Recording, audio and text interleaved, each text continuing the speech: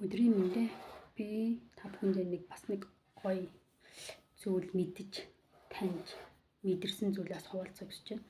Юу гэхээр та бүхэн бас мэдэх байх нөгөө нэг харахны тойрог гэд хүн болго нэгтгэхээс 5 дахь хүртэл ингээл ажиллаад өглөө орой ажиллаад ингээл завгүй байх тусмаа хүн өөрөө нөгөө дотроо өөрийгөө сонсож чаддаггүй, өөрийгөө мэдэрч чаддаггүй юм байна.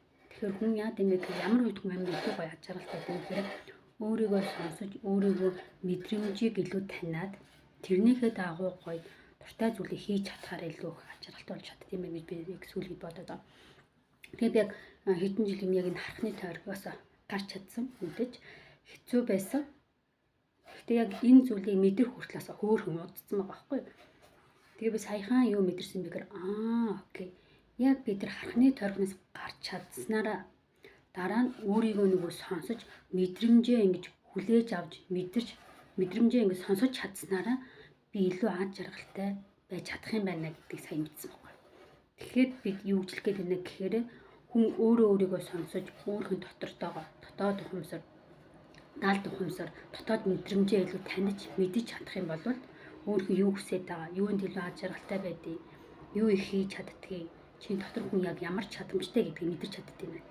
Тийм учраас хамгийн гол нь бас нэг юм үг гэдэг чинь дээр үед хүмүүсийг нөгөө дотгошоогоо өөртөөгөө нөгөө ярьж чадахгүй байх нөгөө нэг secret ном дотор байдаг да.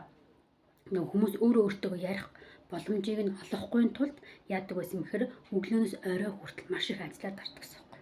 Тэр бид нар яг тэр нөгөө нэг харахны тойрогт буюу өглөөнөөс орой хүртэл хүний төлөө ажиллаад байдаг. Гэтэл яг уг чанартай чи яг юу хийж чаддгийг, яг юунд чадвартай гэдгийг мэдэхгүй, өөртөө ярьж чадахгүй явсаар байгаад мөнхөд нөгөө нэг боол хэвээр мөнхөд нөгөө нэг ажил хийдэг тийм нөгөө харахны тойрогт амьдсаар авдаг байхгүй. Ганц гоё хэлэх гээд байгаа зүйл нь юу юм бэ гэхээр за яг өдөр өглөөс орой хүртэл ажилдаг байж болно. Гэхдээ өглөө юм уу оройдоо ганцхан ядаж нэг цаг 30 минут ч юм уу өөрийгөө чагнаад, өөрийгөө сонсоод, өөрөө бясалгал хийгээд ингээд ирэхээр аяанда за би энд илүү аж аргалтай байдаг юм байна. Энийг би илүү хийж чаддаг юм байна гэдэг тийм нэг гоё мэдрэмжийг авч чаддаг юм байна. Тэр би яг ийм мэдрэмжийг олж авч чадсан. Яг сая нэг хэсэг хугацаанд яах аргагүй юу хийх гээд яах гээд байгаа мэддэхгүй ингээд бас нэг шаналсан л да. Тэгээ тэр үе яасан бэ гэхээр нэг гоё ганцаараа ингээд байхаар нэг гоё аж аргалтай гадсан. Нэг гоё ингээд нэг намуухан байгаа. Дайсгүй нэг гоё ирч хүчтэйгээ гүгээ хөлсөө гаргахаар ингээд нэг тийм гоё мэдрэмж аваадсан байхгүй. За тэгвэл окей тэгвэл би ингээд бясалгалын гоё аюуд сонсохоор бясалгахаар бүр гоё болоод байсан байхгүй. Тэгээл ингээд яадсан за окей яг тэг би яг юуны төлөө яах гээд байгаа юм бол доо гэ бодоод яадсан чинь окей би ийм чадвартай юм байна. Би ийм хийх дуртай юм байна гэдгийг юм бол хүмүүст мэдэж авсан байхгүй.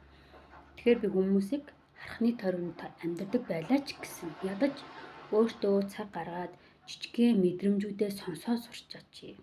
Тэгэх юм бол та аж аргалтай бусдаас өөр гэдэг чи ямар хүн бэ гэдгээс олж харж чадах юм байна л гэдгийг хэлхийг хүссэн. Тэгэхээр илүү өөртөөгөө ярьж, өөрийгөө сонсож техник чухал юм аа л гэдгийг хэлэх гэсэн.